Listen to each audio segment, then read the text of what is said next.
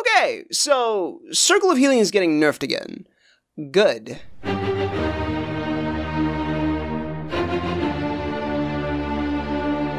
Before we start this video, I want to address the community as a whole and state that I'm ashamed at the discourse happening over on Twitter as a result of this announcement. The sheer amount of hostility garnered by a simple balance update is insane in my mind, and shows a clear lack of empathy and understanding between the two sides of our community. It's not a case of us versus them. That mindset has made this game incredibly toxic for everybody.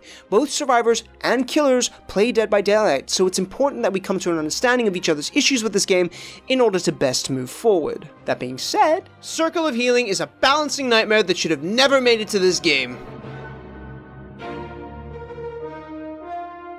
For those of you who are currently unaware, Boon Legion just received its third nerf, bringing the additional healing speed down to 50%, and yes, this was absolutely needed. Circle of Healing has been a problematic perk since day one, and will continue to be good for reasons that I feel survivors fail to acknowledge. This perk isn't strong because you can run off to the corner of the map somewhere and gangbang a bandaid. It's because it takes the tempo away from the killer by allowing your entire team to heal stupidly fast. The base heal for a survivor is 16 seconds, which is just long enough to force the survivor to choose between taking a risk and sitting on a gen whilst injured, or playing it safe and taking the time to heal, giving the killer a bit of slowdown by getting you off gens. Medkits can potentially bring the time to heal down to 8 seconds, which is powerful, but balanced by the fact that they have limited charges, and the stronger medkits appear less frequently in your bloodweb.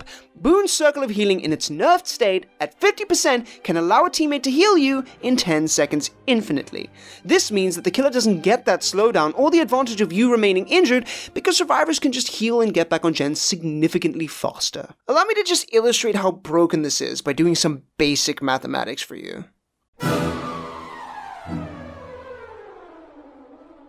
On average, as a killer, my survivors heal around 15 to 20 times a game, if not more. With no medkits, a survivor heals at 1 charge per second, with the full heal requiring 16 charges. This means that my survivors are healing for between 240 and 320 seconds per game, which is a good amount of slowdown. Circle of Healing reduces the time it takes for a full heal to 10 seconds, bringing the total time spent healing down to between 150 to 200 seconds, saving the survivors between 1 to 2 minutes.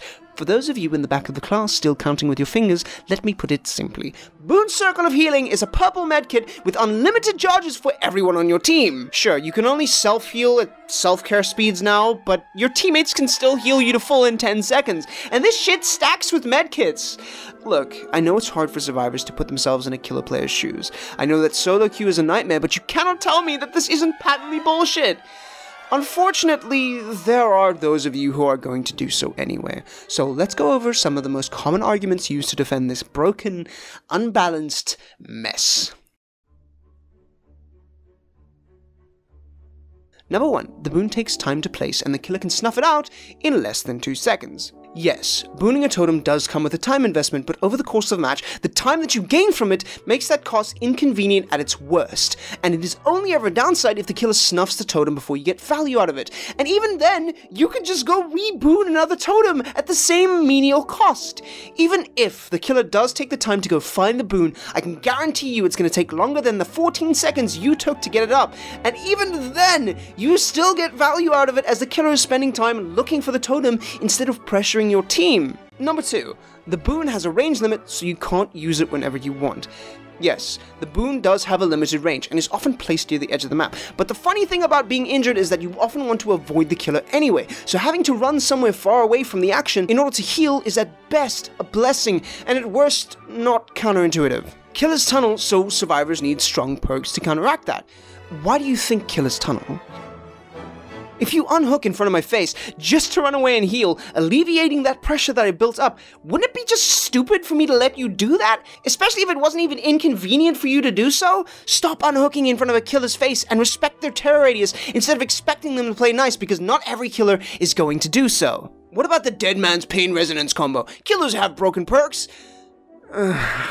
Look, This is the problem with the mindset of the community right now. Killers have this, so survivors need that. It's like a bunch of 5-year-olds playing Mario Kart, whining about Timmy used the blue shell and that's not fair. It's in the game, and people are going to use strong perks. This video isn't a bash on survivors who use Boon. Nah, that didn't happen, fam. It's about the fact that broken shit exists, and if we cannot look at each other's roles and address the other issues objectively, we're just gonna spin in circles and never get anywhere with the balance of this game.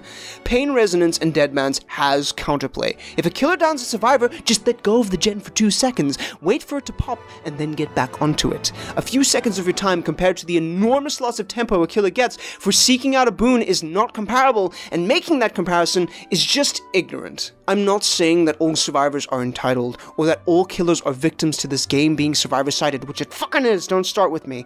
The point of this video isn't, hey, look at this broken shit this one side has, this justifies the other broken shit that I have. Survivor mains, I implore you, please, pick a killer and just try to spend a month getting to Iridescent 1, and don't just be ignorant. Legitimately try and see the issues that killers are dealing with right now, and that goes for you too, killers. We need to try and understand each other more so we can actually work on fixing this game and healing it, instead of just fleeing turds at each other. And to do my part, I'll be streaming exclusively Survivor games on my Twitch until I hit Iridescent 1. Link below. I'm not happy with the way Circle of Healing got nerfed. A flat number nerf doesn't really solve the problem. I really just wish they would have changed it so that there was a cooldown on Circle of Healing, or limited uses, or that killers could actually break boon totems. But that's not what the devs have given us.